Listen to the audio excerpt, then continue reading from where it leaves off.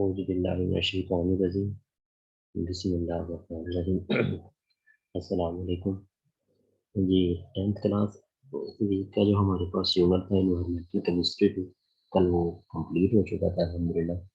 अब आज उसकी बेटा एक्सरसाइज है, ठीक है।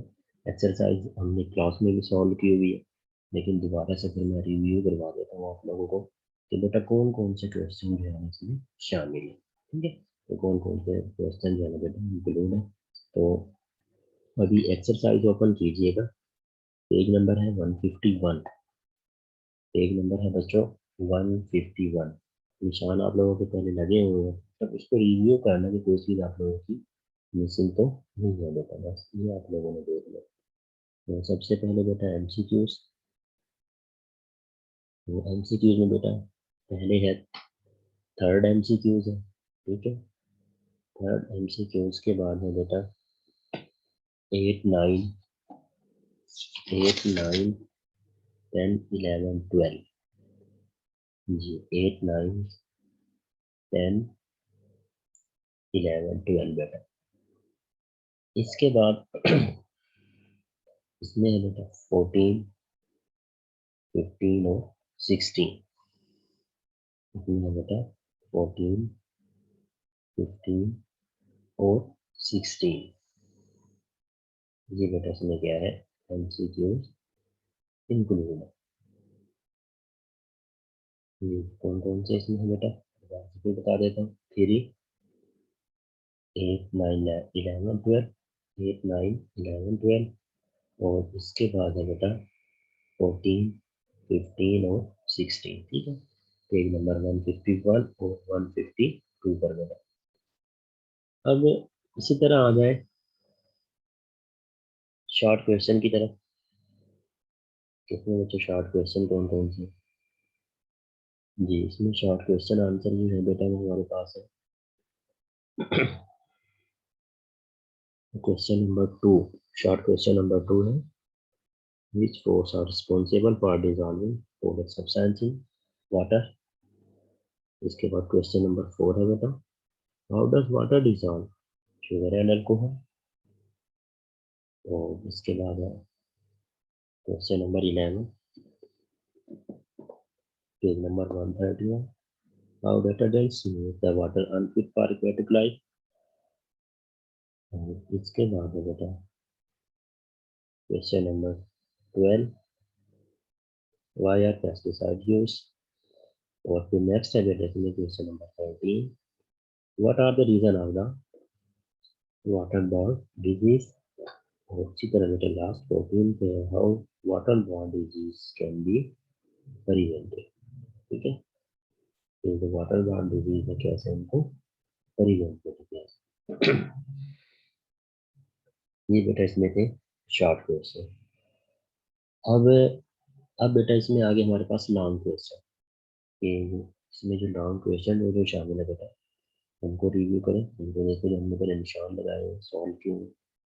जी बेटा पेज नंबर है आप लोगों के पास है 153। पेज नंबर है बेटा 153। तो यहाँ पर आपके पास बेटा आपके पास क्या आ गया लॉन्ग क्वेश्चन। क्वेश्चन नंबर 1 है how polarity of water molecule plays its role to dissolve the substance. ये बेटा इसमें लॉन्ग क्वेश्चन है। इसके बाद question number 3 explain water pollution because of industrial waste. और क्वेश्चन नंबर 3 के बाद बच्चों question number 5 explain the agriculture effluents of cattle for aquatic life. और इसके बाद है बेटा इसमें हमारे पास 5 के बाद 7 give some disadvantages of hard water. Hard water की जो है ना क्या देने का जवाब में डिसएडवांटेजेस बतानी है। और इसी के बाद बेटा हमारे पास है 7 के बाद है 8 explain the reason why water is considered a universal solvent। इसी तरह मेरा last write a note on treatment of sewage of water। Sewage water को बेटा ट्रीटमेंट करने का लिखना है, नोट बताओगे बेटा। तो ये बेटा इसमें हमारे पास क्या थे 9 तक है, 10 नहीं है बच्चों।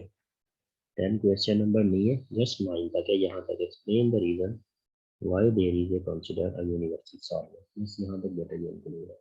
इसमें जो है ना फिर क्वेश्चन नंबर 10 इंक्लूड, क्योंकि बेटा यहाँ तक हमारा मुकम्मल हो गया होगा इन्वायरमेंटल केमिस्ट्री यूनिट नंबर 15। अब हमारे पास एक यूनिट रह गया, तो उसका थोड़ा सा इंट्रोडक्शन करते हैं, ठीक है। फिर उसको जैसे हमारी ये नेक्स्ट वीक का सिलेबस, अच्छा नेक्स्ट वीक में बच्चों हमारे पास 2 डेज हैं जस्ट, और ये चैप्टर थोड़ा सा लेंथी भी है, इन्वायरमेंटल केमिस्ट्री।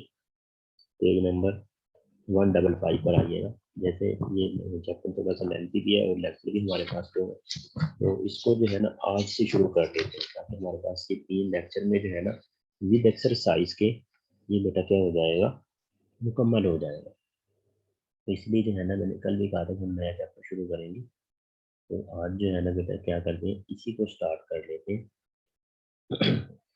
उसकी जो बेसिक डेफिनेशन है वो दोबारा से बेटा आपको रिव्यू करवा देता हूँ, ठीक है। दोबारा से बेटा इसको रिव्यू कर लेते हैं, इसकी जो बेसिक डेफिनेशन है, फिर इसमें जो प्रोसेस है दूसरे जी। अब हमने अब केमिकल इंडस्ट्रीज क्या होती है बेटा, देखिए इंसानी ज़रूरियात को पूरा करने के लिए ना बेटा कमर्शियल स्केल, कमर्शियल यूनिट का जो है ना बेटा क्या किया जाता है, क़याम किया जाता है, जिससे फिर क्या होता है कि ज़रूरियात ज़िंदगी पूरा करने के लिए जो है ना डिफरेंट प्रोडक्ट जो है ना बेटा बनाई जाती है। इसी तरह केमिकल इंडस्ट्री जो है ना ह्यूमन बीइंग लाइफ में बहुत ज़्यादा बेटा इन्वॉल्व है। कोल इंडस्ट्री हो गई है, फर्टिलाइजर इंडस्ट्री हो गई है, ठीक है, मिनरल इंडस्ट्रीज हो गई है, ये सारी की सारी बेशुमार ऐसी हैं कि जिसके हम ये कह सकते हैं कि केमिस्ट्री, इसमें से अगर हम अपने ह्यूमन लाइफ में से इंडस्ट्रीज को निकाल दे तो हमारी लाइफ क्या हो जाएगी, इम्पॉसिबल सी हो जाएगी। तो इसी तरह अब कुछ हमने यहाँ से स्टार्ट करने हैं बेसिक मेट्रोलॉजिकल ऑपरेशन। ये जो बेसिक मेट्रोलॉजिकल ऑपरेशन होते हैं वो बेटा क्या होते हैं, सबसे पहले बेटा बताते हैं मिनरल्स कि मिनरल्स क्या होते हैं। मिनरल बेटा हम ऐसे सब्सटेंस को कहते हैं, मिनरल हम ऐसे एटम्स को कहते हैं बेटा, ऐसी अशिया को कहते हैं जिसमें जो हमें जेर ज़मीन हासिल होती है, वो हमें कुदरती तौर पर बेटा हासिल होती है। जो बच्चे अभी आ रहे हैं शाहजेब पेज नंबर 155, हमने लास्ट यूनिट स्टार्ट किया है केमिकल इंडस्ट्रीज, तो पीछे मैंने इन बच्चों को एक्सरसाइज बताई है, ठीक है। ये एक्सरसाइज में बेटा कौन कौन से क्वेश्चन हमारे शामिल हैं, तो कोशिश किया करें थोड़ा बेटा जल्दी क्लास में आने की। तो अभी हम बात कर रहे थे मिनरल की। मिनरल क्या चीज़ होते हैं, मिनरल बेटा ऐसे सब्सटेंस होते हैं जो हमें कुदरती तौर पर जो है ना मिलते हैं, जो हमें कुदरती तौर पर हासिल होते हैं बेटा, ठीक है। Solid natural material found beneath the earth surface which contain compounds of metals in combined state along with earthly impurities are called minerals। उनको हम बेटा क्या कहेंगे, इनको मिनरल्स कहते हैं, जो हमें जमीन जेर जमीन से बेटा क्या होते हैं, हासिल होते हैं।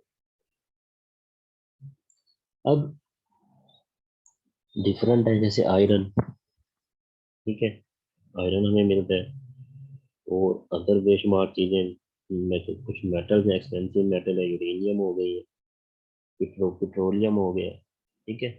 पेट्रोलियम के बाद बेटा हमारे पास क्या चीज़ होती है, या अदर चीज़ें जो बेटा हमारे पास होती है,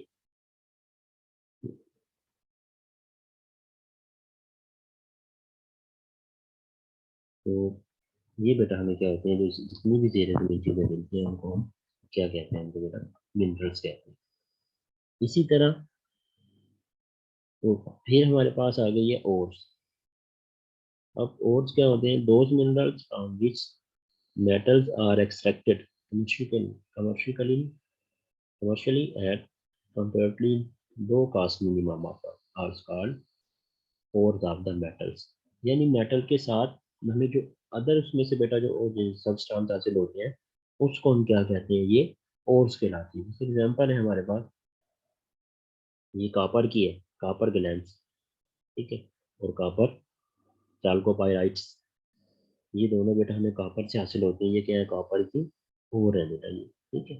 Cu2s MCU FeS2, ये दोनों ओर।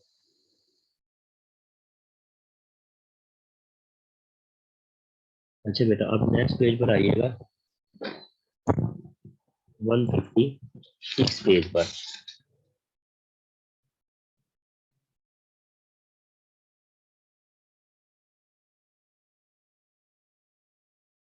जी बेटा,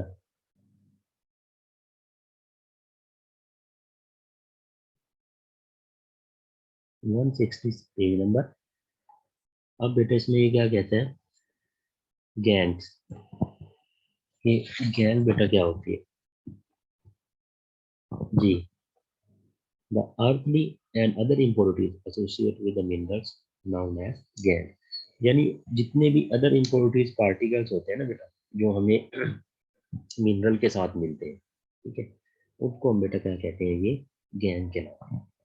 अब ये दो से तीन चीजें ऐसी हैं जो हमें बेटा कहाँ से हासिल हो रही है, मिनरल से, ठीक है, सॉलिड से, कि मिनरल से हमें और हासिल होती है, और साथ गैंग भी बेटा क्या हो जाती है, इससे हमें हासिल होती है।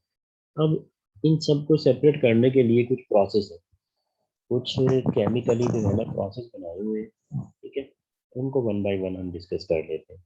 सबसे पहले कहते हैं मेट्रोलॉजिकल, ये एक ऑपरेट है। इसके जरिए हम क्या करते हैं, जितनी भी हमें सॉलिड सब्सटेंस जो कुदरती तौर पर बेटा हमें हासिल होते हैं, उनको हम रिफाइन करते हैं, उनको हम प्योरीफाई करते हैं। The process of extraction of metal in pure state on large scale form, its or be physically or chemically means is called metallurgy। इसको हम क्या कहते हैं कि ये मेट्रोलॉजी कहलाता है, कि अगर हम जब हम मेटल की एक्सट्रैक्शन करते हैं, ठीक है, प्योर स्टेट में और लार्ज स्केल में बेटा, तो बेटा ये क्या कहलाती है, मेट्रोलॉजिकल कहलाती है। इसको हम फिजिकली और केमिकली क्या कहते हैं, इसको प्योरीफाई कर रहे हैं।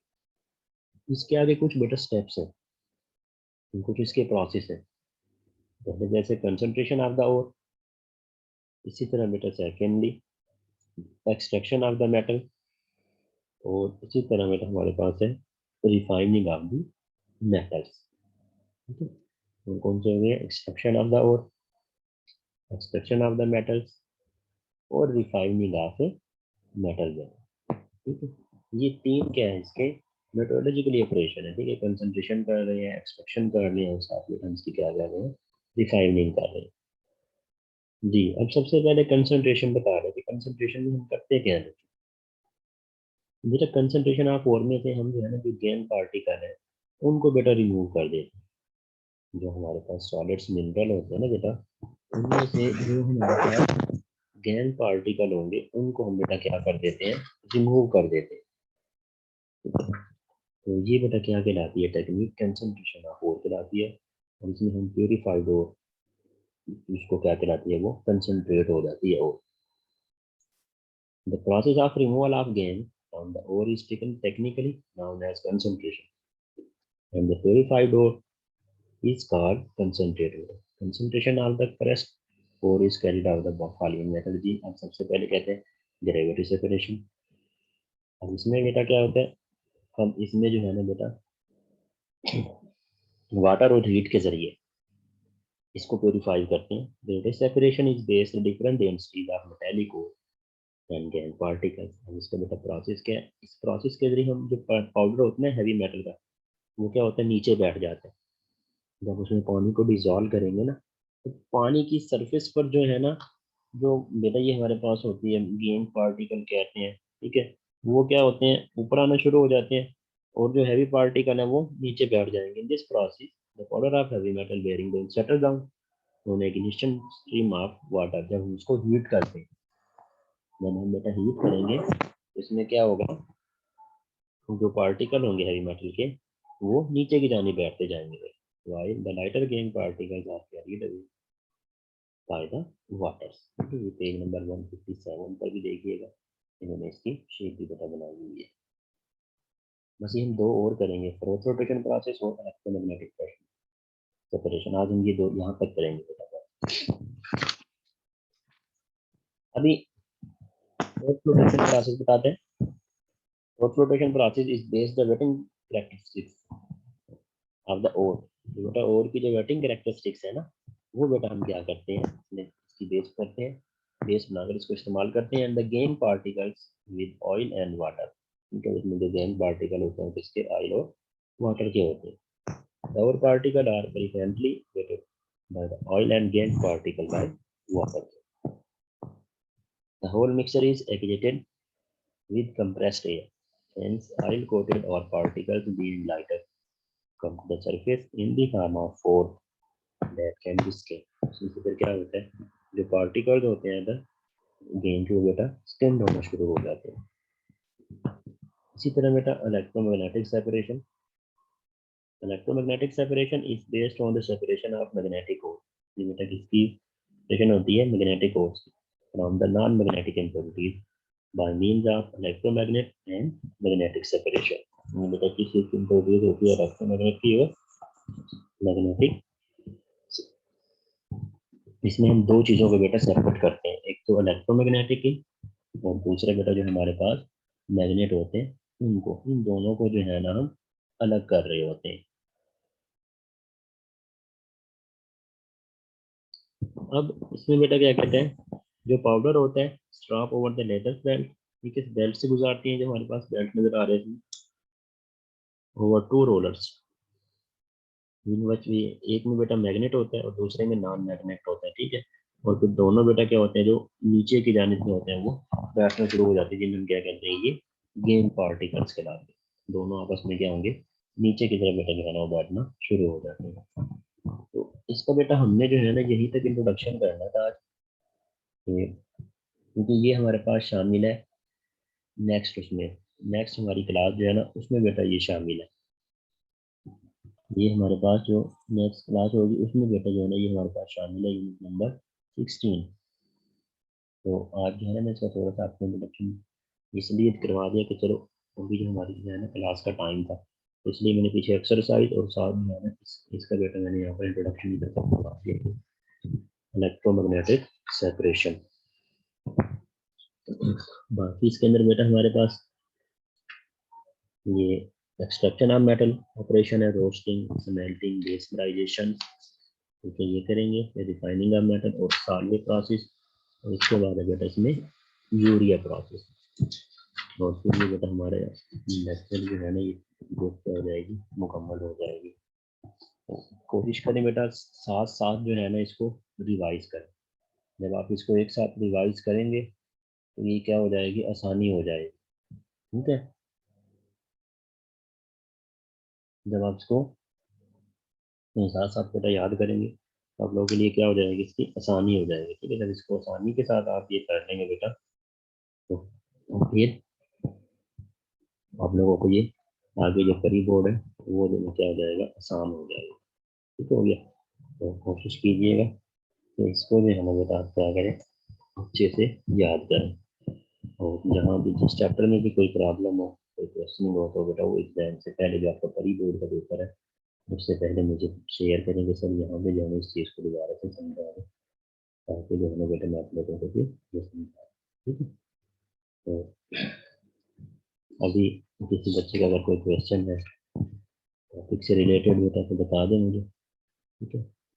तो अगर नहीं है तो ठीक है बेटा, इसको तैयार करें और फिर जो नेक्स्ट क्लास है बेटा उसको बेटा लें.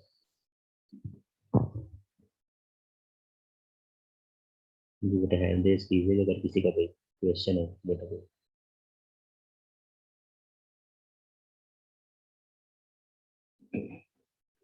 चलिए ठीक है, मैं कैंपस ले लेता हूँ आप लोगों की, उसके बाद जो है फिर आप लोग जा सकते हैं.